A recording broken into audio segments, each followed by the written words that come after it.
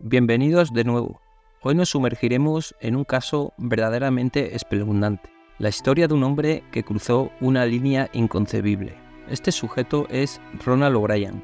El 31 de octubre de 1974, en la noche de Halloween, ocurrió un suceso que aún sigue apagando las luces de la festividad para muchos y que cambió para siempre la percepción de la seguridad en esta noche tan señalada. Prepárate, aférrate a tu asiento y acompáñanos en este viaje mientras vamos descubriendo la verdadera historia de Ronald O'Bryan, un hombre que cometió un acto impensable contra su propio hijo. Vamos a explorar el porqué, el cómo y el qué hay detrás de esta historia aterradora de traición y maldad. Si ya estás listo, comencemos.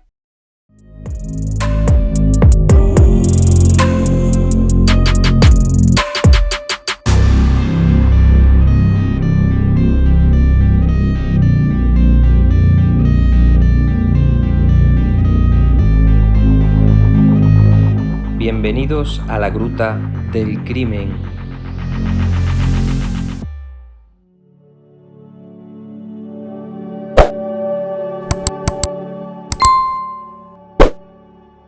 Nuestra historia comenzó el 31 de octubre de 1974.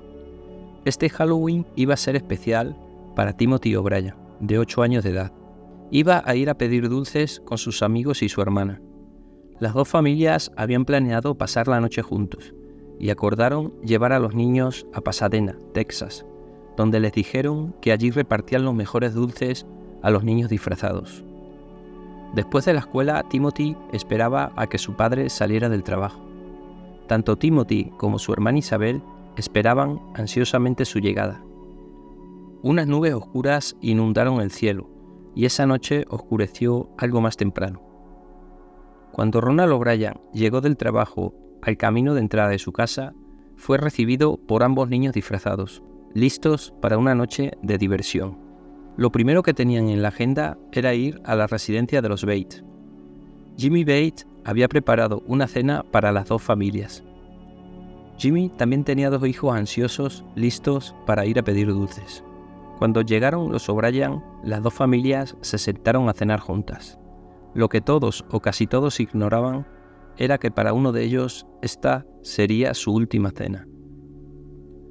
Cuando las dos familias terminaron de cenar y comenzaron a recoger los platos, el cielo se oscureció aún más y empezó a llover. Esto no es raro en Texas. La lluvia puede llegar fuerte e irse en cuestión de minutos. Pero para uno de los hijos de los Bates fue demasiado y decidió quedarse en casa a pasar la noche. Como no sabían lo que iba a llover, Ronald O'Bryan y Jimmy Bates decidieron limitar el truco o trato a dos calles. Estuvieron de acuerdo en que Citation Street y Doneraile Street serían las mejores calles para salir. Ronald y los niños iban a cada puerta de cada casa y Jimmy esperaba en la acera. Mientras subían por la calle Doneraile, llegaron a la casa número 4112. Las luces del porche delantera estaban apagadas, pero los niños habían subido a tocar la puerta de todos modos. Ronald se acercó a los niños y ellos salieron corriendo, ya que nadie les abrió la puerta. Ronald se quedó atrás y luego, al reunirse con ellos en la acera, les dijo que los vecinos ricos estaban repartiendo golosinas caras, mientras balanceaba en el aire 5 tubos de caramelo gigante Pixie Stick. Siguieron caminando y recolectando golosinas por las dos calles, y luego regresaron a la casa de los Bates. Allí Ronald repartió los caramelos gigantes a cada uno de los niños. Ya se había hecho tarde y la familia O'Bryan emprendió el camino hacia su casa. La madre se fue a visitar a una amiga, por lo que le correspondía a Ronald preparar a todos para ir a dormir. Se estaba haciendo tarde, pero los niños estaban entusiasmados con sus dulces, así que Ronald les permitió elegir un dulce que podrían comer antes de acostarse. Timothy eligió el gran Pixie Stick. Su padre Ronald lo ayudó a abrir el caramelo, y Timothy se llevó el tubo a la boca, pero no salió nada. Se lo devolvió a su padre, quien hizo rodar el tubo en su mano para aflojar el caramelo y que saliera más fácilmente. Esta vez Timothy sí que comió de su dulce, pero inmediatamente dijo que no le gustaba, y le comentó a su padre que sabía terrible.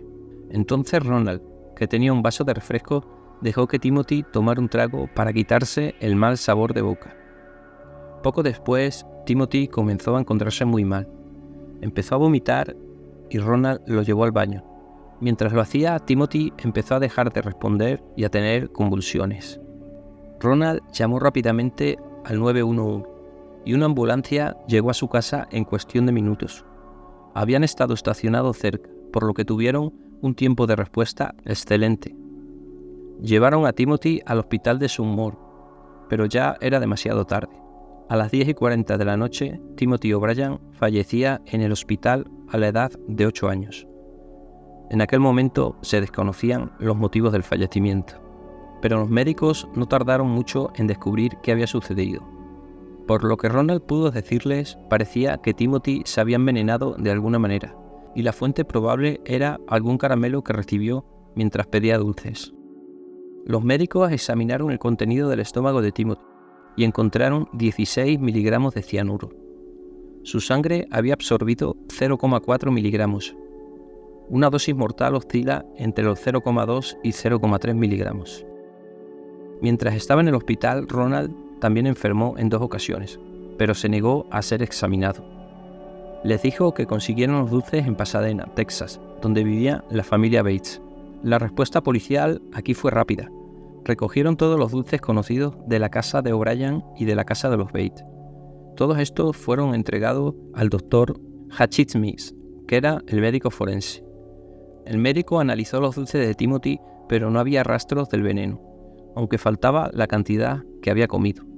Luego probó los primeros centímetros de los otros tubos y cada uno de ellos contenía una dosis letal de cianuro. La policía nuevamente dio una respuesta rápida.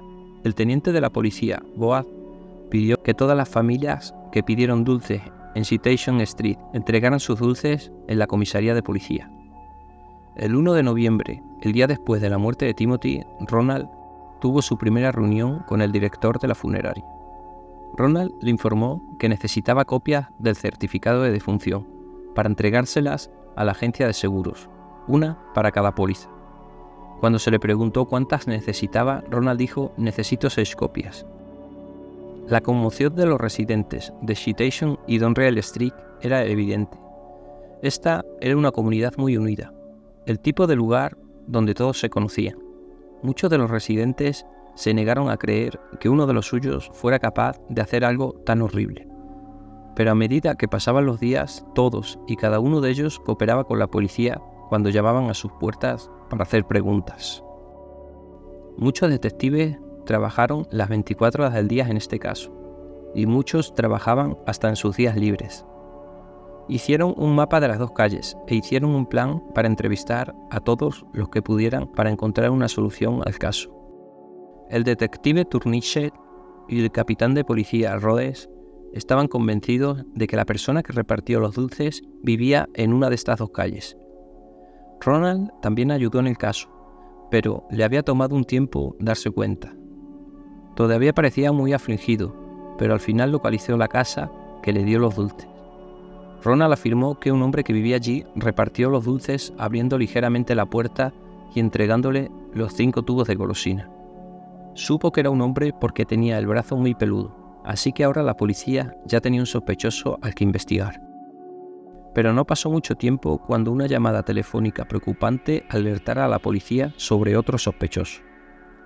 La agencia de seguros de vida había recibido los certificados de defunción de Timothy. Un trabajador de esta agencia decidió llamar a la policía e informarles sobre las políticas y por qué las encontraban sospechosas. Ronald había empezado a hacer los seguros hace meses. Cada vez que abría uno nuevo, la agencia de seguros de vida le decía a Ronald que ya estaban bien cubiertos y que solo estaba desperdiciando su dinero, pero exigía que le permitieran abrir pólizas adicionales y la empresa al final se las dejaba abrir. Para los detectives, esto fue una gran señal de alerta. La segunda cosa que alertó a la policía sobre una actividad sospechosa fue no encontrar a nadie en estas 2 calles que hubiera repartido los Pixie Sticks gigantes, y días después del incidente solo se habían encontrado los 5 entregados por Ronald. Siguiendo las pistas y tirando de los hilos de estas nuevas informaciones en el caso, los detectives interrogaron a Jimmy Bates, que estaba con Ronald. No sabían si él también estaba involucrado en esto, pero Jimmy fue muy cooperativo con la policía. Les dijo que cuando Ronald le dio los Pixie Sticks no vio a nadie abrir aquella puerta. Jimmy pensó en aquel momento que era extraño, pero también estaba vigilando a los niños que corrían hacia la casa de al lado. También le dijo a la policía que Ronald estaba exagerando en público, actuando triste, pero que en privado había estado planeando viajar con el dinero del seguro de vida. La policía también comenzó a investigar al misterioso hombre que vivía en la casa 4112. Descubrieron que el hombre que vivía allí era bastante conocido. Era controlador de tráfico aéreo y había estado trabajando en Halloween. No salió del trabajo hasta pasadas las 10 de la noche y no estaba en su casa. Muchas personas con las que trabajó también confirmaron su historia. Entonces la policía obtuvo una orden de registro para la casa de Ronald O'Bryan. Cuando entraron en la casa, pudieron encontrar un par de tijeras y un cuchillo, que tenían lo que creían que era un caramelo Pixie Stick y residuos del recipiente de plástico ceroso. Llevaron esto a su laboratorio, quien realizó pruebas con la evidencia que encontraron, pero no fueron concluyentes. Pero la policía creía que tenía lo que necesitaba en ese momento para realizar un arresto. El 5 de noviembre, pocos días después del fallecimiento de su hijo, Ronald O'Bryan fue acusado del asesinato de Timothy O'Bryan. Esto fue un gran shock para la comunidad.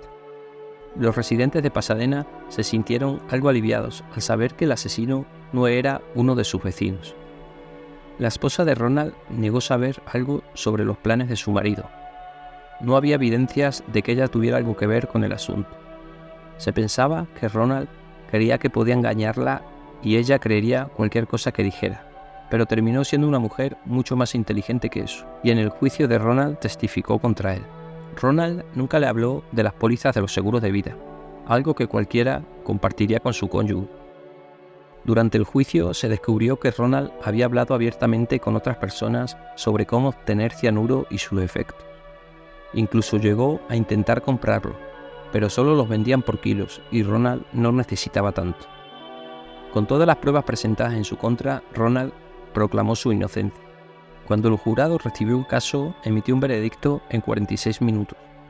Encontraron a Ronald O'Bryan culpable de asesinato y fue condenado a muerte. Ronald permaneció en el corredor de la muerte hasta 1984. 10 años después de asesinar a su hijo, el 31 de marzo, Ronald fue conducido a la cámara de ejecución y moriría mediante inyección letal. Las últimas palabras de Ronald fueron: "Lo que está a punto de ocurrir está mal. No obstante, nosotros, como seres humanos, nos equivocamos y cometemos errores. Esta ejecución es uno de esos errores, pero eso no quiere decir que todo nuestro sistema de justicia esté mal. Por ello, perdonaré a todos los que hayan tomado parte de cualquier manera en mi muerte. También por todo aquel que haya ofendido de cualquier modo durante mis 39 años de vida. Rezaré y pediré perdón, tal y como yo haré con todo aquel que me haya ofendido de cualquier modo. Y rezaré y pediré a Dios piedad y perdón para todos los hombres. Para mis seres queridos les extiendo mi amor inmortal. Para mis seres cercanos sepan en sus corazones que los amo a todos y a cada uno de ustedes. Que Dios los bendiga y que los mejores deseos de Dios siempre los acompañen". Finalmente dijo que fue tratado bien por todo el personal durante su apresión. Mientras la ejecución se producía, unos 300 manifestantes se reunieron fuera de la prisión, conmemorando el hecho y gritaban "truco o trato", y pusieron la canción de Halloween. Otros arrojaron caramelos a los manifestantes contra la pena de muerte, que también estaban reunidos en el lugar. Gracias por acompañarnos en esta aventura por el mundo del crimen. Nos vemos en el próximo vídeo. Hasta la próxima.